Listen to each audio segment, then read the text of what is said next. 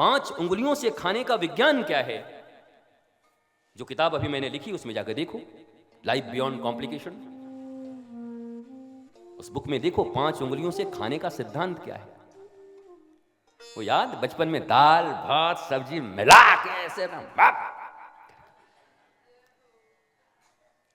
ये पता नहीं कहां से आ गए अंग्रेज बिलायती लोग।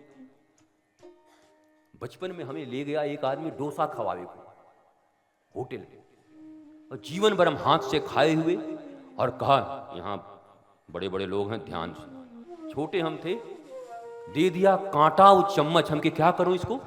बोला कांटे को इसमें गढ़ा, चम्मच से तोड़। 10 मिनट लग गए, एक ग्रास नहीं टूटा, और जब टूटा तो सामने वाले के ऊपर पूरा सांभर पड़ा हुआ था। ले खा।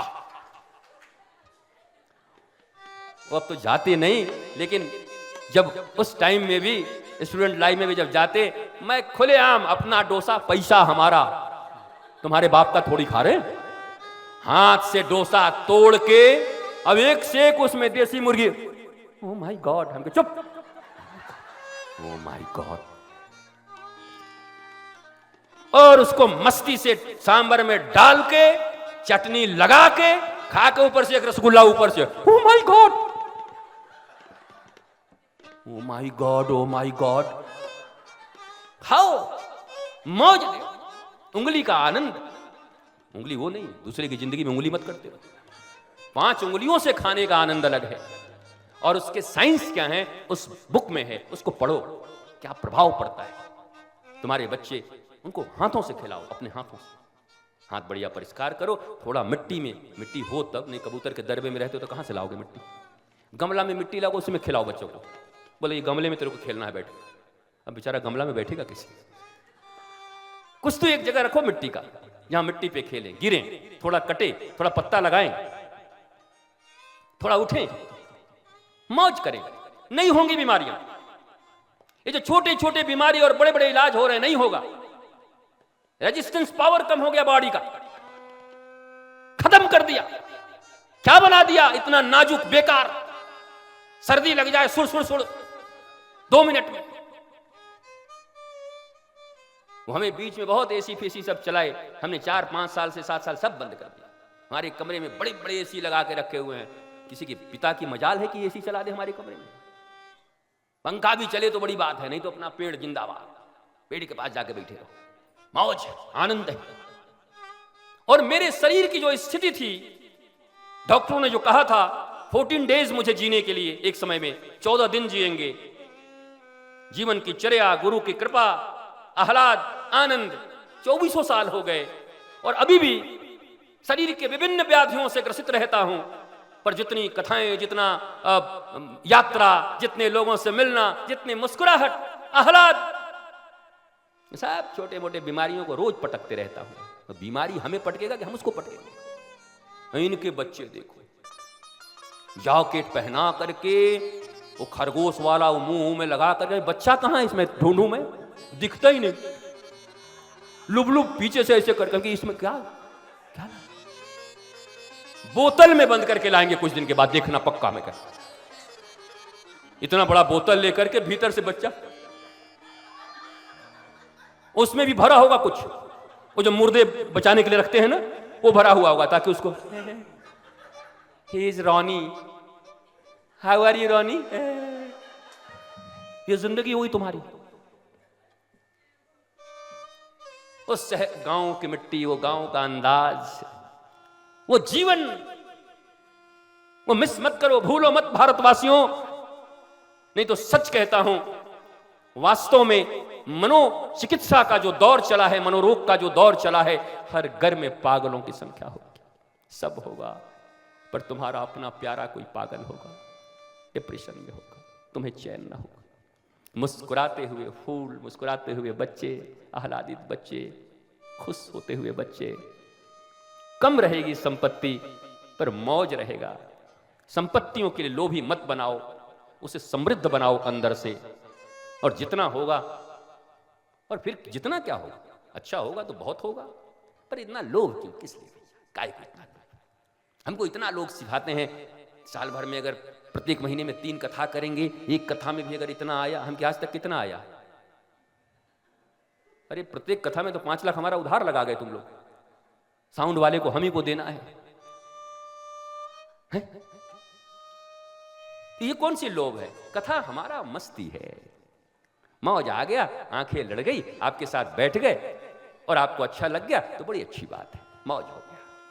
हम ना आपके मुगालते में हैं, ना आपके मुलाहिजे में हैं, ना आपसे हम कोई डरते डराते हैं। नहीं, पंडित जी थरथराते रहते हैं, पंडित जी आज इस विषय पर कथा होगा। हाँ जजमान बिल्कुल होगा। तू बताएगा विषय, किस विषय पे होगा? तेरा मैं विष निकाल दूंगा पूरा भीतर का, ऑपरेशन। अभी स्वामी गिरीशानंद सरस्वती जी अभी वहाँ हैं कोटा में, हमारे बड़े प्रेमी लोकसभा अध्यक्ष जी के यहाँ उनकी कथा चल रही है। हमें भी जाना था लेकिन हमारी कथा यहाँ थी, तो उन्होंने कहा, उनके वृंदावन में कथा चल रही थी, हम गए थे। जब हमने 15 मिनट 20 मिनट बोला, सब अमेरिका इत्यादि से उनके सब भगत आए हुए थे, तो स्वामी जी इतने प्रसन्न हुए, कहे कि मैं 20 सालों से इन लोगों का ऑपरेशन नहीं कर पा रहा था, आज स्वामी जी ने ऑपरेशन कर दिया मेरे भक्तों का। हम तो देव लठ मार भाषा, और सब वो अमेरिका जो रियली वाट, हम की वाट वाट बाट लगा दूंगा, जो है वही कहूंगा। तो मौज आ गई, मस्ती आ गई, आनंद आ गया, और सब आए फिर मिलने मुझसे। सारे लोग आश्रम में आके आरती किए। बड़े बड़े प्रोजेक्ट, इस प्रोजेक्ट पे काम करते हैं, विमेंस के ऊपर काम करते हैं। हम कि ठीक है, पहले रांची से घूम के आते हैं। दूसरा आदमी रहे तो मैं अमेरिका पहुंच जाऊं उसी के साथ, कि वाह अमेरिकन भक्त मिल गया, पहले इसी के साथ चलो, अरबपति मौज करो, अपनी मस्ती मत छोड़ो। तुम आह्लाद के लिए इस पृथ्वी पर आए हो, जीने के लिए आए हो। तुम्हारी शांति, तुम्हारा प्रेम और तुम्हारा आनंद किसी भी कीमत पर न बिकने पाए, चाहे वो कीमत कितनी भी बड़ी क्यों हो।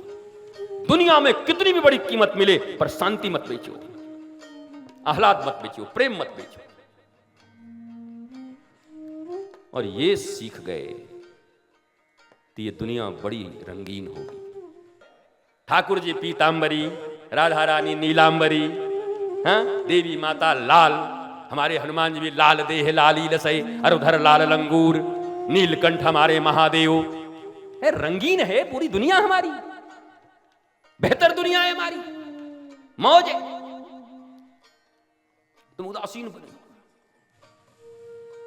रंगीन शब्द सुनते हैं, रंगीन, रंगीन जो परमात्मा का पुत्र है वो रंगीन है, और बाकी सब गमगीन है।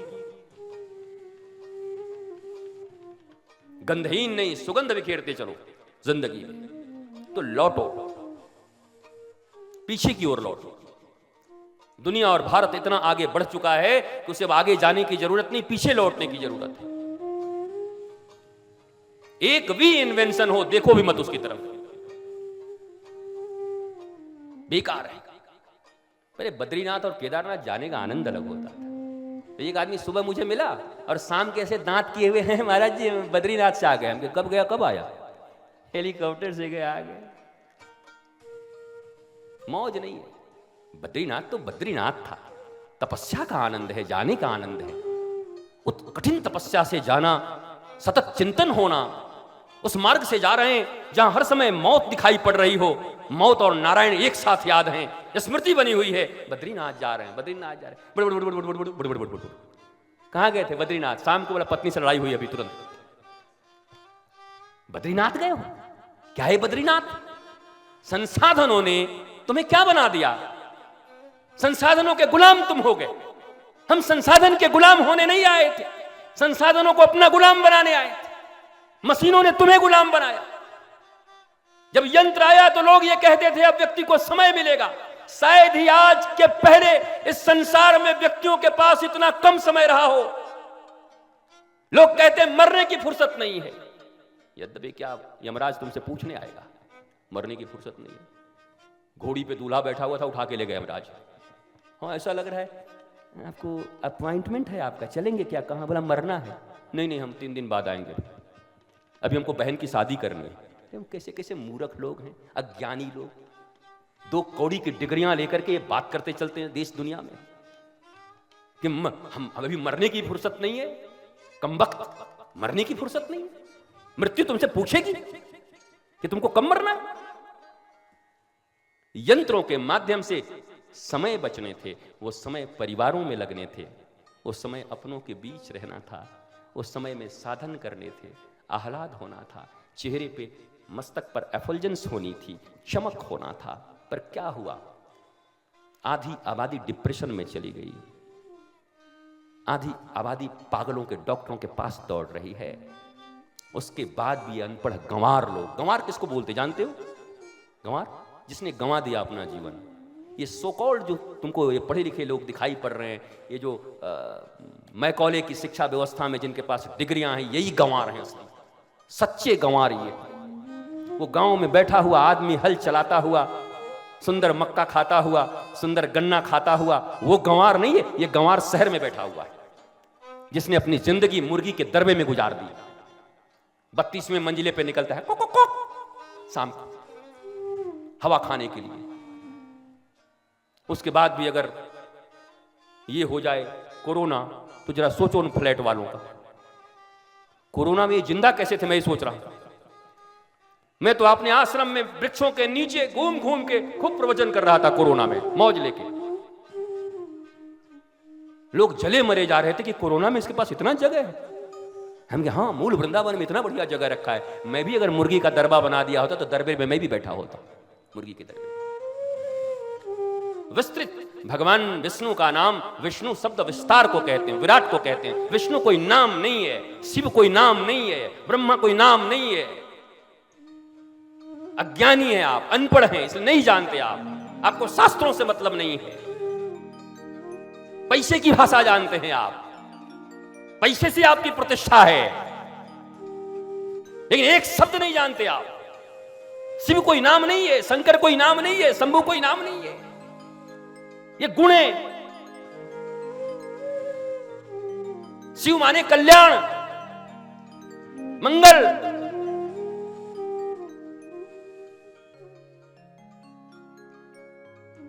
विष्णु माने विराट, जो जितना विराट है। तुम विराट, कंजर्वेटिव, संकुचित। हम दो, हमारे दो में मरने वाले लोग अपने ही स्पाइडर मैन की तरह या स्पाइडर की तरह पता नहीं क्या क्या बना लिया है, मकड़ी की जाली अपने दिमागों में उसे उलझे हुए। अब कह रहे हो कि मैं विष्णु की पूजा कर रहा हूं, तुम विष्णु का अर्थ भी नहीं जानते। तुम भगवान राम और भगवान कृष्ण विष्णु के अवतार हैं, तुम्हारे बाप के अवतार है, अवतार है, विराट है, विशाल, एक्सपेंशन, विचारों की एक्सपेंशन, खुले विचार, गर्हित नहीं, शोषित नहीं, रोता हुआ नहीं, विराटता है। धोती पहन के निकलना पड़े तो कोई ये नहीं है, कैसे धोती पहनूं, कैसे तिलक लगाऊं। तुम्हारे परदादा ये पैंट और कोट पहनते थे, गुलाम, ये गुलामों की औलाद। ये तुम्हारे परदादा का ये वेश था, ये भूसा था। तुमको धोतियां पहनने में, तिलक लगाने में शर्म आता, बेशर्म। और तुमको कोट पहनने में शर्म नहीं आता। मैं कहता कोट भी पहनो, कोई दिक्कत नहीं है, पर अपनी संस्कृति के वस्त्र पहनने में इतने शर्मिंदगी क्यों? माँ ही कहती है छी तू कुर्ता पहनेगा, छी तू धोती पहनेगा, छी। ये कहां से पैदा हुई हो तुम? छी छी छी छी। तुम मदालसा हो, तुम सीता हो, तुम अनसुईया हो, कौन हो तुम? विक्टोरिया हो। तुम्हें सिखाना चाहिए, ये तुम्हारी संस्कृति है, ये तुम्हारे वस्त्र हैं, ये तुम्हारा भोजन का तरीका है। नीचे बैठो, थाली के चारों तरफ जल छिड़को, मंत्र पढ़ो, 5 उंगलियों से खाओ। ये संस्कार तुम ही दे सकते हो। न दोगे, यकीन मानो तुम तो नहीं, तुम्हारे ही खानदान में सिर्फ पागल पैदा होने वाले हैं आने वाले समय में। डिप्रेसिव लोगों की जमात होगी तुम्हारे ही घर में। कोई बाहर ढूंढने, पहले हमें याद है बचपन में मोहल्ले में 1-2 पागल रहते थे, पगला बोलते थे हम लोग किसी को कि पगला आया है, पगला 1-2। वो अब मैं आश्चर्यचकित हूं कि बढ़िया किसको बोलूं। हाँ, किसी भी सोसाइटी में देखो 5-7 पागल एक घर में। उसके फूफा का लड़का, उसकी फूफी की लड़की, उसका छोटा भाई, उसकी बहन डिप्रेशन में, ये वो। इतने पागल तो कभी नहीं थे भाई। इसको कहते हैं विकास, डेवलपमेंट। इतनी सी अंग्रेजी डेवलपमेंट। विकास हृदय का है, आह्लाद का है। वस्त्र जैसे हों, खाने को जो मिला हो घर में, सब आनंद से खाए हैं और ढोल निकाल के हरे कृष्ण आनंद से किए हैं सत्संग। इसका गर्व होना चाहिए, गौरव होना चाहिए। और समाज में ऐसे ही लोगों को गौरव देना चाहिए। अगर भारत का निर्माण चाहते हो, कभी उन बेईमानों को गौरव मत दो जिन्होंने बेईमानियों के बल पर ऊंचाइयां प्राप्त की, क्योंकि ये स्टैंडर्ड सेट कर रहे हो तुम। तुम्हारे अपने ही औलाद बेईमानी करके वहां पहुंचना चाहेंगे। कम से कम तुम तो मत दो। तुम एक किसी ऐसे व्यक्ति को ईमानदारी से चने बेच के जो खाता हो और आनंद के साथ रहता हो, सत्संग करता हो, उसको बोलो देखो बेस्ट परिवार, फैमिली बेस्ट। जरूरी नहीं तुम्हें ऐसे लोगों को बहुत महत्व देने की। ऐसे लोगों को बहुत ज्यादा तवज्जो देते रहोगे, तुम्हारे लोग बिगड़ जाएंगे, तुम्हारी संस्कृति बिगड़ जाएगी, भारत नष्ट हो जाएगा। भारत की जो गुरुता है, प्रभुता है, भारत की जो भारतीयता है, सनातन संस्कृति है, आनंद है, संतोष है, आह्लाद है, जहां प्रहलाद और ध्रुव आते हैं, वो सब बिगड़ जाएगा, सब नष्ट हो जाएगा। इसलिए आप जरूर ऐसे लोगों को वैल्यू करें। अगर बदलना चाहते हो तब, नहीं तो कोई बात नहीं, मैं करता हूं। मेरे जीवन का ये एक प्रधान अंग हो गया है। ये सभी जानते हैं, मैं अपने बच्चों के साथ जितनी देर तक रह लेता हूं, जितना आनंद कर लेता हूं, और कितने लोग बिगड़ गए इसके कारण से। बोला गुरुजी इतना मुश्किल से लाए थे और आप उससे मिले नहीं, हमके भाड़ में जा। वो हमको खरीद के आया है क्या? कोई भी खरीद के आया है क्या? तुम्हारी मस्ती कोई खरीद ले, तुम्हारी हस्ती कोई खरीद ले। ईश्वर के हो तुम, ईश्वर की संतान हो, अपनी मौज में रहो, आनंद में रहो। और जब उस ईश्वर को पाने के लिए गोस्वामी तुलसीदास ये कहते हैं कि हरि व्यापक सर्वत्र समाना, प्रेम ते प्रकट हो ही मैं जाना। जब प्रेम के लिए वो कह रहे हैं, तुम किसके लिए जी रहे हो? तुम वस्तुओं के आधार पर व्यक्तियों का निर्धारण कैसे कर रहे हो? तुम उनकी 2 कौड़ी की पढ़ाइयों के आधार पर उनका निर्धारण कैसे कर रहे हो?